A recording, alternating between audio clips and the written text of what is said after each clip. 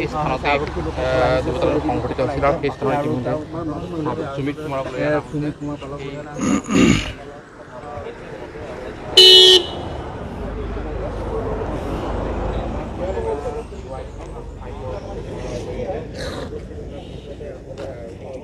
মুহূৰ্তত দেখুৱাই আছোঁ যিটো স্থানত জোনমণি ৰাভাৰ দুৰ্ঘটনা সংঘটিত হৈ মৃত্যুমুখত পৰিছিলে যিখন ট্ৰাকৰ সৈতে মুখামুখি সংঘৰ্ষৰ ফলত জোনমণি ৰাভাৰ থিতাতে মৃত্যুমুখত পৰিবলগীয়া হৈছিলে সেই ট্ৰাকখনৰ চালকক আৰক্ষীয়ে যিটো স্থানত দুৰ্ঘটনা সংঘটিত হৈছিলে সেই স্থানত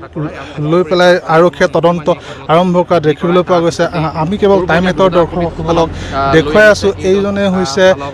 ট্ৰাক চালক দুৰ্ঘটনা সংঘটিত স্থানতে লৈ আনিছে জখলাবন্ধা আৰক্ষী মহকুমা আৰক্ষী বিষয়াৰ লগত আছে আৰু CIDৰ দল আছে ঘটনাস্থলী CIDৰ দলে সমগ্ৰ পৰিৱেশ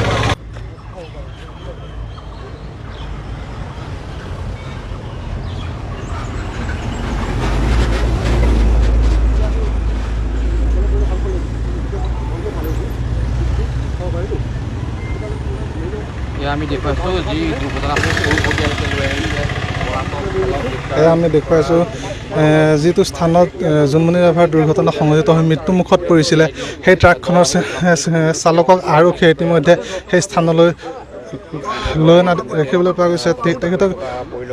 লৈ আহি আৰক্ষীয়ে স্পটৰ পৰা তেওঁক লৈ তদন্ত আৰম্ভ কৰা দেখিবলৈ পোৱা গৈছে।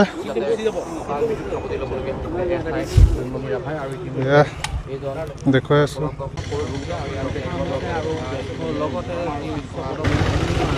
উচ্চপদস্থ বিষয়াসকল আহি এই উপস্থিত হৈছে আৰু উপস্থিত হৈ কিন্তু জোখমাক লৈ থকা এইজনে হৈছে সুমিত পাল যিজন চালকে জোনমণি ৰাভাৰ যিখন কাৰ লৈ আহিছিলে সেই কাৰখনত খুন্দা মৰাৰ ফলত জোনমণি ৰাভা থিতাতে মৃত্যুমুখত পৰিবলগীয়া হৈছিলে। এইজনে হৈছে সুমিত কুমাৰ পাল। তেখেতক ইতিমধ্যে জখলাবন্ধা আৰক্ষীয়ে যিটো স্থানত দুৰ্ঘটনা সংঘটিত হৈ জোনমণি ৰাভাৰ মৃত্যুমুখত পৰিছিলে সেই স্থানত লৈ পেলাই তেওঁলোকে তদন্ত আৰম্ভ কৰা দেখিবলৈ পোৱা গৈছে। দেখুৱাইছে যে CIDৰ তদন্তকাৰী বিষয়া